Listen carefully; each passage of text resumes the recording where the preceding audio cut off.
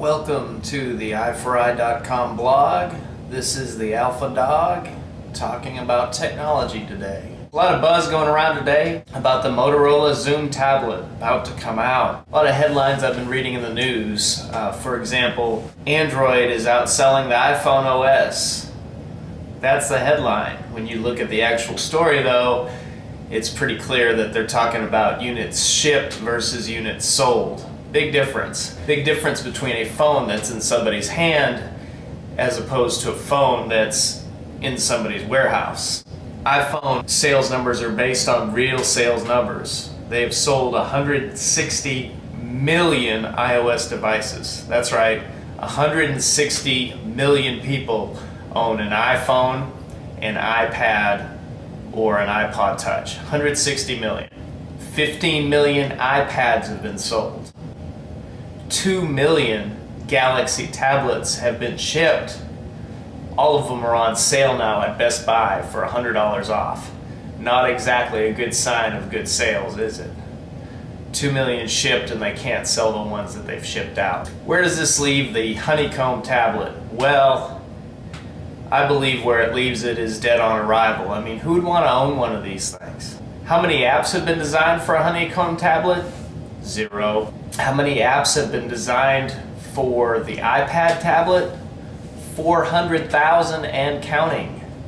Why is that? Well, because it was first to market. It's here now, available, it's in people's hands. They had a whole year head start. You know, in comparison, it took 20 years to sell 70 million television sets. 20 years. That's incredible.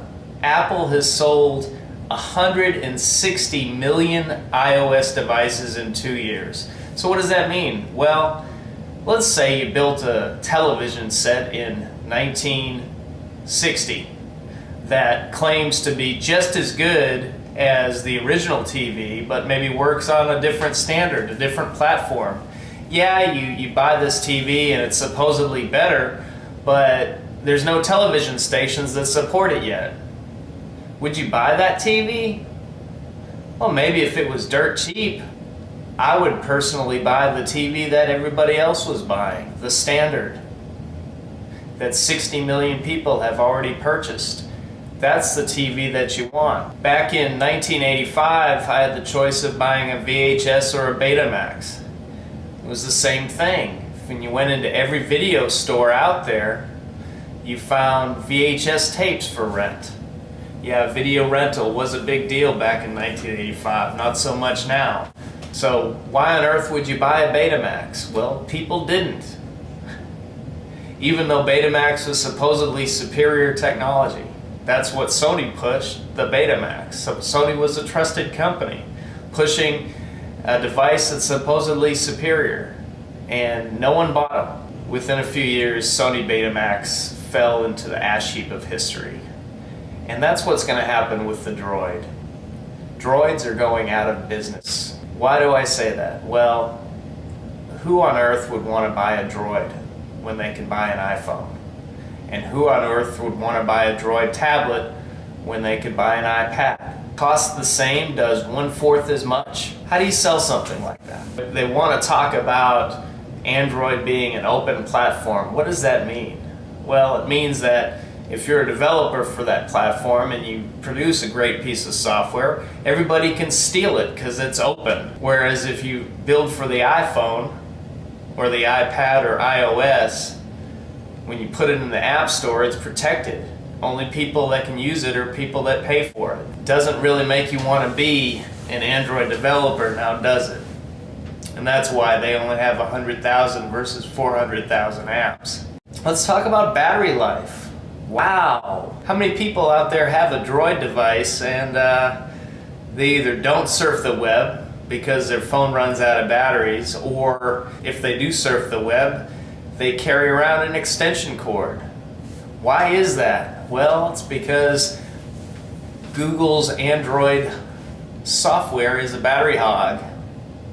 And it's because the software people are not talking to the hardware people, and when you do that, certain things suffer. Every iOS device is designed from the ground up to be a great, useful tool that actually works. It actually works. It's bug-free. It doesn't crash on you. And the battery runs for hours and hours and hours. I take my iPhone to work every day with a full charge, and I come home at night with battery left over. And I surf the web and play all day. You can't do that with a Droid device, and that's just a fact. Ask anybody that owns one. A lot of inflated numbers out there, a lot of BS. One of the ways they lie to you about Android's proliferation is they talk about units shipped versus units sold. Well, if I have a product, say an Android phone, and I expect to sell 100,000 units of the Android phone, and I go to Best Buy and convince them to take 100,000 units off my hands, I might do that with basically a guarantee from Best Buy that if they don't sell, I'll buy them back from you. Well, now I've shipped 100,000 units. Best Buy has paid for them with a 10% deposit or whatever, and now I've got 100,000 units at the Best Buy stores. Well, if they don't sell, they get shipped right back to me, or I offer Best Buy better terms for per unit conversion. So that's what's going on with the Galaxy tablet right now. Don't believe me? Go to bestbuy.com right now. You'll see the $599 Galaxy tablet released only 1 month ago on sale now for $499. Can you remember the iPhone 4 going on sale a month after release?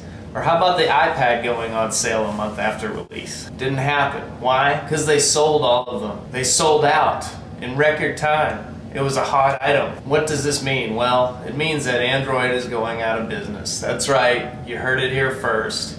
In 2 years' time, there will be no Android platform.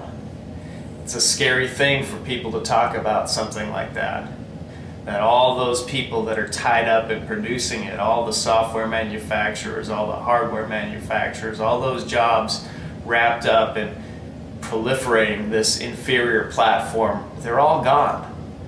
Google will abandon the Android project. It's not making money for them anyway. Motorola will be gobbled up by another company, just like Palm was. And that whole device is going to go down in the ash heap of history, just like the Betamax.